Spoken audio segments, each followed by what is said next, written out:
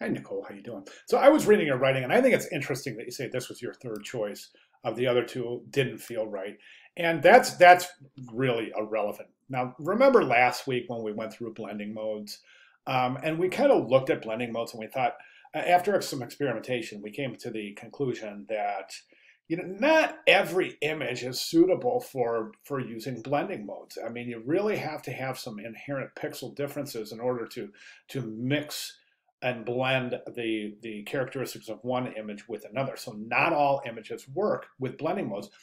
Fortunately, there's the fill slider and the opacity slider to really assist in that regard. That said, I think that in this painterly effect, using the mixing brush, I don't think every image is suitable for this effect. And I think it was really interesting that you mentioned the same thing in your writing. So I found that to be very astute. And I totally agree. Not only the technical merits of some images won't translate well to this painterly effect, but also the compositional elements. And I want to talk about that to a degree in your work. We'll get to that in 1 second. Good job mixing up your brush sizes. That's good. I mean, that's something that's really going to bring your painterly technique to the next level. Um, I mean, it's okay. Here's the thing.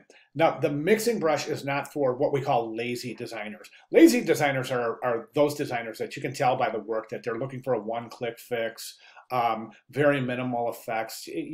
I know lazy designers. I work with lazy designers, and that's not really meant to be a derogatory term. It's more of a descriptive term to describe designers that do the bare minimum. I think it's detrimental to a designer to take that approach. I know I personally, when I design, I strive to create the most engaging visual communication I possibly can. I would never be considered a lazy designer, right? But the reason I bring that up is because you can definitely tell in techniques like this who's being lazy and who's not. And unfortunately, in this class and in this assignment, we're not seeing anybody being lazy. We're seeing a very high degree of engagement from all of the submissions so far. So that's fantastic. The reason I bring this up is because a lot of this technique is very time consuming. But as you can see in the brief time you've spent with this, you've come up with some amazing results. So that said, I just want to kind of mention those things. I found those comments to be interesting as they relate to your comments in your post. So let's go ahead and jump over to your work. Now, the technique is just gorgeous. There's no doubt. You've got a really super consistent presentation of brush strokes.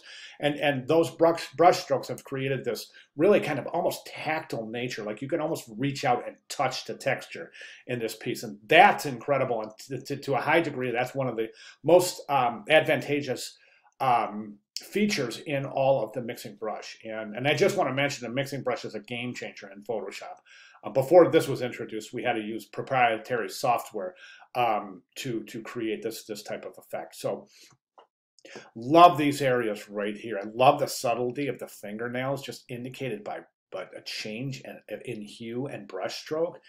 Gorgeous stuff. Love the presentation of shadow, highlight, and color. Texture is fantastic. So I think that to a very high degree, your technical execution is outstanding.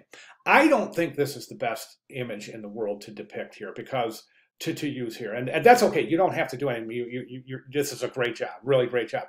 But my only issue is that it seems to me that compositionally and based on the narrative of this image itself, it seems to me like this would be the focal point. I know you mentioned this is a dinosaur, but we definitely can't see this through the grass. Now, perhaps in the original image, it's very much apparent, but we definitely, you can't tell what that is. So it creates a bit of ambiguity and a little bit of uncomfortable visual tension in that the focal point now becomes something that probably wasn't intended to be the focal point. I think in the original image, the focal point was probably the dinosaur, and then the compelling narrative characteristics of this composition are the associated questions and the curiosity of the hand reaching for the dinosaur. Now, as it is, these areas right here aren't indicative of a dinosaur, so the hand becomes non-definitive as to what it's doing. Do you follow what I'm saying? Let me know if you don't. I'll be glad to clarify that. But I think, and that in terms of composition, I think is a little bit of a weakness in this piece. And again, it all points to that earlier that earlier set of comments that I said that not all images are suitable for this painterly effect using mixing brush tool in Photoshop. So think about my comments. That's all I'm asking you to do. And again, just really, really fantastic job. At this point, I just want you to understand how the depiction of this area in the image might be different. And for giggles and grins, I would love to see you post the original image. Matter of fact, I kind of wish the instructions, I think I might go back in and amend these instructions for students to include the original along with the painted outcome. I think that would be really, really super interesting. We'll see that when you turn in your Photoshop document, because we can turn off all the effects and see the original. So, okay, so really, really outstanding technical proficiency here. And I just want to, just let me know if you have a chance. Just let me know if my comments regarding composition and the areas of focal point make sense. Okay? All right, great job. Thank you so much for sharing.